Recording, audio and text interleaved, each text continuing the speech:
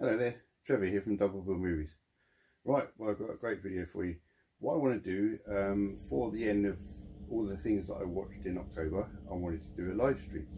So yeah, I'm just going to sit and talk about the films that I watched, and then hello, Trevor here from Double Bill Movies. Right, time for another vlog. Okay, so tonight's film and the other night's film was Rabid and Rabid.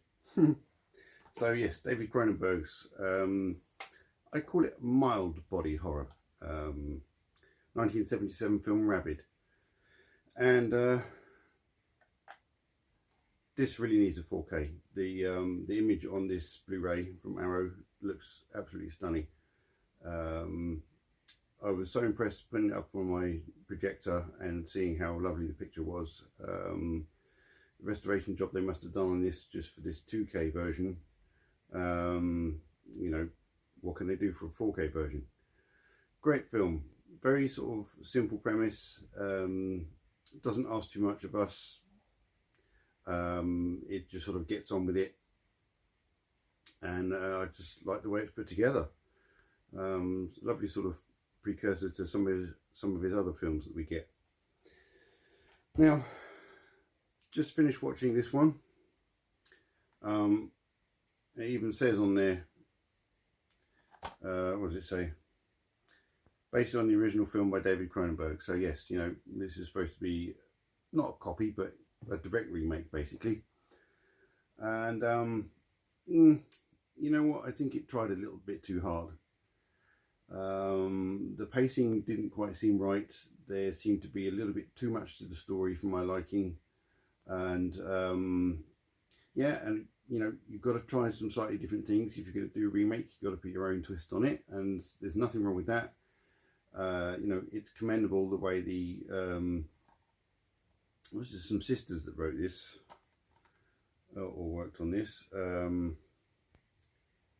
Yeah, the Soska sisters.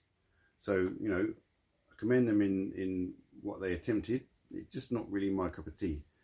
I just think it was a bit too long, a little bit too slow paced. And when it got to the points of kind of showing the gore, they almost just hid it with all this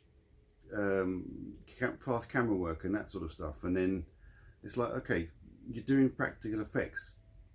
Practical effects look better than CG effects, so let us see them. And you know, there is a big set piece at the end, as most of these horror films have, and there's a big sort of monster and everything, and yeah, it looks great.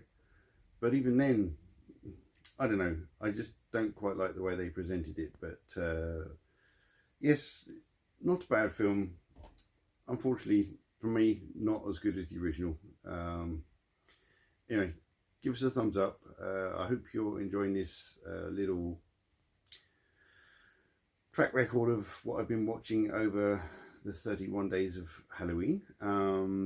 So yeah, don't forget, in the description below will be a link to a movie clip which is within a song somewhere. Just write down the film that you think the clip is from, and at the end we'll go through them and see who got them all right. All right, take it easy.